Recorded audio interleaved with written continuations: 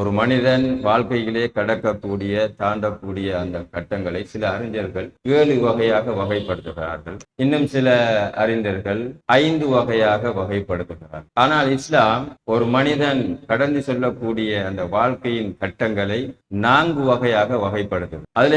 அதிலே முதலாவது அத்துஃபூல, குழந்தை பருவம். இதை தாண்டாமல் ஒருவர் வர முடியாது. இரண்டாவது அஷ்ஷபாப், வாலிப பருவம். மூன்றாவது அல் குஹூல, முதுமை பருவம். நான்காவது அஷ்ஷைஹூஹா, அதிமுதுமை பருவம், மிகுந்த முதுமை, அதிமுதுமை பருவம். இப்படி 4 கட்டமாக 4 வகையாக ஒரு மனிதன் வாழ்க்கையிலே கடக்கக்கூடிய அந்த பருவத்தை கட்டத்தை இஸ்லாம் எங்களுக்கு சொல்லுகிறது. இதனை அல்லாஹ் சொல்லுகின்ற பொழுது அல்லாஹுல்லதி ஹலகக்கும் மின் தஅஃபின், அல்லாஹ் உங்களை குழந்தை பருவத்திலே, இயலாத பருவத்திலே உங்களை படைத்தார். ஆரம்பமாக உங்களை குழந்தை பருவத்திலே படைத்தார். சும்ம ஜஅல மின் தஅஃபின் குவத்தன், பிறகு உங்களை குழந்தை பருவத்தில் இருந்து வாலிப பருவமாக ஆக்கினார். சும்ம ஜஅல மின் குவத்தின் தஅஃபன், பிறகு வாலிப பருவத்தில் இருந்து உங்களை முதுமை பருவமாக ஆக்கினான். பிறகு வஷைபத்தன், உங்களை அது முதுமையிலே அல்லாஹ் உங்களை ஆக்கி. இவ்வாறு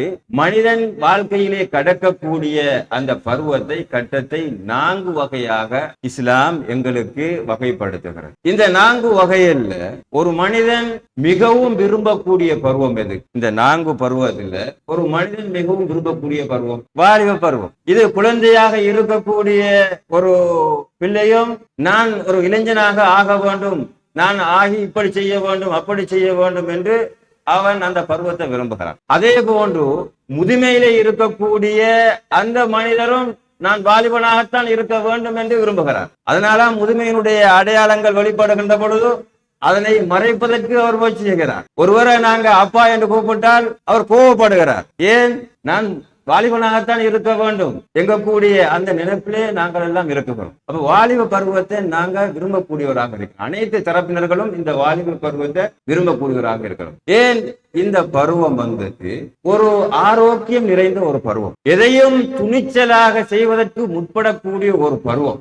இந்த பருவத்தை ஒரு மனிதர் சரியான முறையிலே நெறிப்படுத்தினார், சீரான முறையிலே அந்த வாலிப பருவத்தை கழித்தால் நிச்சயமாக இந்த சமுதாயம் அவரை கொண்டு புகழ்ச்சி வரும். அதே போன்று அவருடைய அந்த முதுமை பருவம் மிகவும் இனிமையானதாக இருக்கும். இந்த வாலிபத்தை சரியான முறையில பயன்படுத்தக்கூடியவர் அவர் முதுமையில மிகவும் சந்தோஷமாக இருக்க முடியும். இதனாலேதான் இஸ்லாம் இந்த வாலிப பருவத்தை கூடுதலாக முக்கியத்துவம் கொடுப்பதை நாங்கள் பார்க்கிறோம். இந்த வாலிப பருவத்தை நீங்க சிறந்த முறையில கழிக்க வேண்டும் என்று இஸ்லாம் வலியுறுத்துவதை நாங்கள் பார்க்கிறோம். அல்லாஹ்வுடைய தூதர் ஸல்லல்லாஹு அலைஹி வஸல்லம் அவர்கள் சொல்கின்ற பொழுது இக்தனிம் ஹம்ஸன் கப்ல ஹம்ஸின், 5 கட்டங்கள் வருவதற்கு முதல் நீ 5 கட்டங்களை விடயங்களை பயன்படுத்திக்கொள் என்று சொல்லிவிட்டு அதுல ஒரு கட்டத்தை சொல்லுகிறாங்க அல்லாஹ்வுடைய தூதர், ஷபாபக கபுல ஹரமிக்க, உன்னுடைய முதுமை வருவதற்கு முதல் உன்னுடைய வாலிப பருவத்தை நல்ல முறையில கழித்துக்கொள், அதை பயன்படுத்திக்கொள்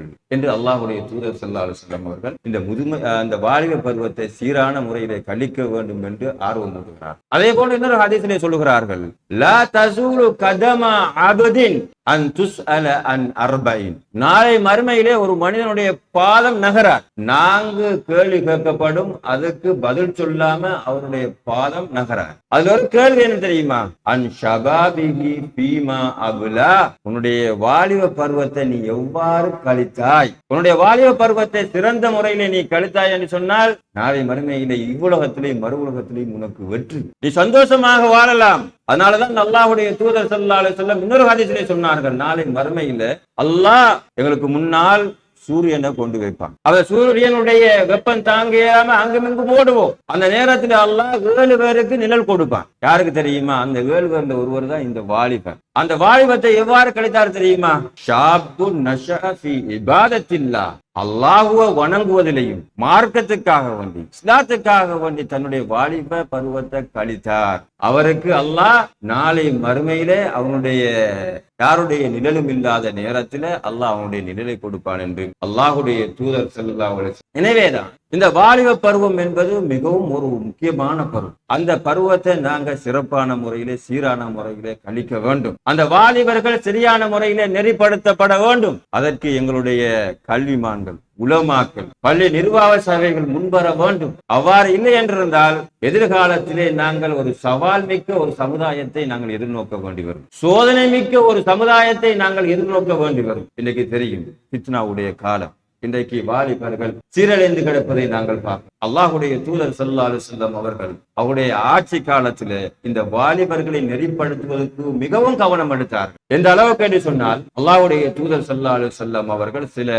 வாலிப சஹாபாக்களை அழைத்து அவர்களை தங்க வைத்து அவர்களுக்கு மார்க்க வழிகாட்டல்களை கொடுப்பார். இவ்வாறு நாங்கள் இந்த வாலிபர்களுக்கு மார்க்க வழிகாட்டல் செய்ய வேண்டும். அதே போன்று அவர்களுக்கு கல்வி வழிகாட்டலை கொடுக்க வேண்டும். அதே போன்று தொழில் வழிகாட்டலை நாங்கள் கொடுக்க வேண்டும். அதற்கு நாங்கள் முன்வர வேண்டும். சமுதாயத்தில் இருக்கக்கூடிய படித்தவர்கள், அதே போன்று உலமாக்கள், தனவந்தரர்கள், அதே போன்று எங்களுடைய பள்ளி நிர்வாகிகள் முன்வர வேண்டும் சகோதரர்கள். அதே போன்று இந்த வாலிபர்களிடத்திலே பல திறமைகள் இருக்கு. அந்த திறமைகளை நாங்கள் இனங்காண வேண்டும். சில வாலிபர்கள் அவர்களுக்கு நிறைய திறமைகள் இருக்குகிறது. ஆனால் அந்த திறமையை பயன்படுத்துவதற்குரிய பொருளாதார வசதி இல்லாமல் இருக்கலாம், அல்லது ஏதோ ஒரு பிரச்சனை இருக்கலாம். அதனை நாங்கள் இனங்கண்டு அவர்களை வாழ்க்கையிலே முன்னேற்றுவதற்குரிய வழியை நாங்கள் செய்ய வேண்டும் சகோதரர்களே. அல்லாஹுடைய தூதர் ஸல்லல்லாஹு அலைஹி வஸல்லம் அவர்கள் இந்த வாலிபர்களை பார்ப்பார்களாம். அவரிடத்துல என்னென்ன திறமைகள் இருப்பது என்று பார்ப்பார்களாம். அவங்களுடைய திறமைகளை இனங்கண்டு அல்லாஹுடைய தூதர் அவங்களுடைய திறமைக்கு ஏற்ப வழிகளை காட்டுவார்கள். ஒரு நாள் அல்லாஹுடைய தூதர் ஸல்லல்லாஹு அலைஹி வஸல்லம் அவர்கள்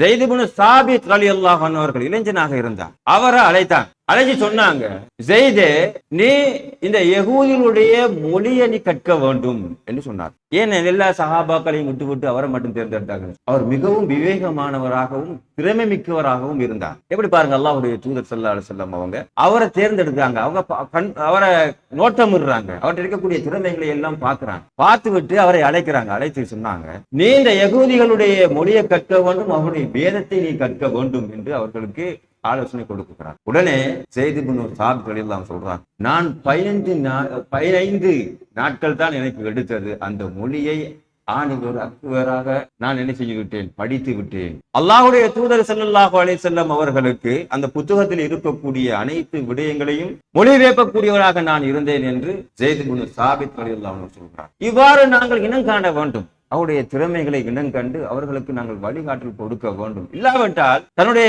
திறமைக்கு இடம் கிடைக்கவில்லை என்று அவர்கள் வேற வழிகளை தேர்ந்தெடுப்பார்கள் சகோதரர். அதே போன்றுதான் ஒரு நாள் அல்லாஹ்வுடைய தூதர் ஸல்லல்லாஹு அலைஹி வஸல்லம் அவர்கள் ஒரு சஹாபியை நோட்டம் எடுக்கிறார். அவர் பாவத்திலே மூழ்கி கிடக்கிறார். பாவத்திலே மூழ்கி கிடக்கிறார். இப்ப அல்லாஹ்வுடைய தூதர் ஸல்லல்லாஹு அலைஹி வஸல்லம் அவரை அழைத்து அவருக்கு அட்வைஸ் பண்றாங்க, அவங்களுக்கு உபதேசம் செய்கிறாங்க. அப்ப அவர் சொல்றார், யார சூழல்லாம், எனக்கு எல்லா பாவங்களையும் விட முடியும், ஆனா ஜினாவை மட்டும் விட முடியாது என்று சொல்லுவாங்க. சுப்ஹானல்லாஹ். அப்ப அல்லாஹ்வுடைய தூதர் அவர் மீது கோவப்பட கருணையோடு பார்த்தாங்க, இரக்கத்தோடு பார்த்து அவருக்கு ஒரு புத்தி ரீதியான உணர்வு பூர்வமான ஒரு பதிலை சொல்றாங்க. சரி, நீங்க வாங்க சொன்னாங்க. அல்லாஹ்வுடைய தூதர் ஸல்லல்லாஹு அலைஹி வஸல்லம், நீ உன்னுடைய உம்மாவோடு விபச்சாரம் செய்வாயா, உன்னுடைய சொந்த சகோதரியோடு விபச்சாரம் செய் என்று கேட்ட நேரம் அந்த மனிதர் சொன்னான், அந்த வாலிபர், இல்லை யார சொல்லுங்க, எவ்வாறு நான் உம்மாவோடு விபச்சாரம் செய்ய முடியும், சகோதரியோடு எவ்வாறு நான் விபச்சாரம் செய்ய முடியும்? அது போன்றுதான் நீ விபச்சாரம் செய்யக்கூடிய ஒரு பெண்மணி அது ஒருவருடைய தாயாக இருப்பார் அல்லது ஒருவருடைய சகோதரியாக இருப்பார்.